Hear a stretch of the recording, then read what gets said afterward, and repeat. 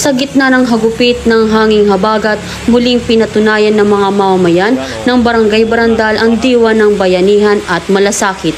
Pinangunahan ng Regional Police Community Affairs and Development Unit 4A, katuwang ang mga opisyal ng barangay at ilang residente ang pamamahagi ng tulong sa mga evacuees na pansamantalang nanunuluyan sa evacuation center ng nasabing barangay. Hindi lamang mga relief goods ang naipamahagi sa mga apektado ng bagyo, kundi pati na rin ang mainit na pagkain na inihanda ng Manaig Family, isang pamilya sa barangay na voluntaryong nagluto para sa mga evacuees. Sa kabila ng sariling pagsubok, naglaan sila ng oras at pagod upang magluto ng masarap at sapat na pagkain para sa mga nangangailangan. Kabilang sa mga dumalo at tumulong ay ang mga tauhan ng RPCADU 4A na hindi lamang nagbigay ng tulong kundi nakipag-ugnayan din sa mga evacuees, nakipag-usap, nangumusta at taus-pusang pinakinggan ang kanilang mga hinaing. Tiniyak din ng grupo na ligtas, maayos at may sapat na kaayusan ang evacuation center.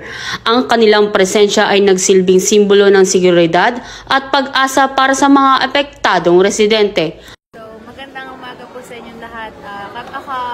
On behalf of Barangay Barandal po, nagpapasalamat po kami sa mga tumulong ngayong araw, especially po sa RPCADU 4A, headed po ni Police Colonel Mildred Patam, at sa mga tumulong po ngayon na nagbibigay ng pagkain, especially po sa Manaig Family, sa mga nagpakain po kanina umaga kay Consejero Sherwin-O, and kay Ma'am Eunice na nagpakain din po from Laguna Buena Vista. Maraming salamat.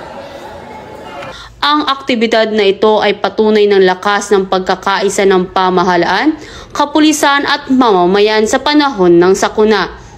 Sa gitna ng unos, nananatiling buhay ang pag-asa at pagkakapit-bisig ng bawat Pilipino. Mula dito sa Barangay Hall, Barangay Barandal, Calamba City, Laguna, ako ang inyong Police News Network Correspondent, Patrolwoman Jessica S. Obrero, alagad ng batas, tagataguyod ng Balitang Pulis.